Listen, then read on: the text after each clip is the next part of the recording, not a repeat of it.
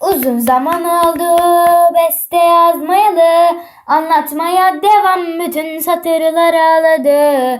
Yazan bu kalemin ümidi kalmadı, sevilen çok uzakta sevgim kalbe sığmadı.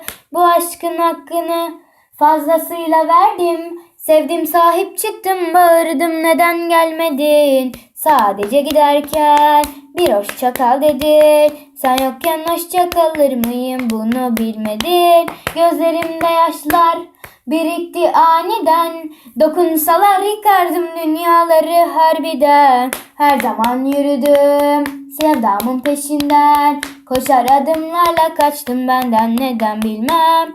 Hatırlıyor musun İlk sarılışımı, ruhum bedenimden çıkar gibi kalışımı. Tokan düştü yere, onu alışımı, ellerin titreyerek saçına takışımı.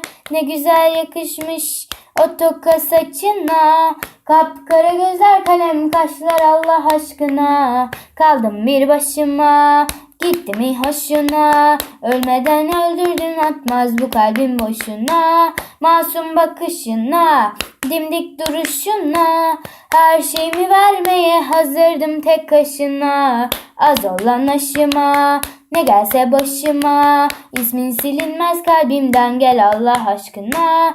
Unutulur mu hiç senle geçen günler, pamuk şeker yerken elimi tuttuğun günler. Hepsi sana benzer, sen onlardan güzel, aklımda tüm olanlar gönlüm her zaman sende.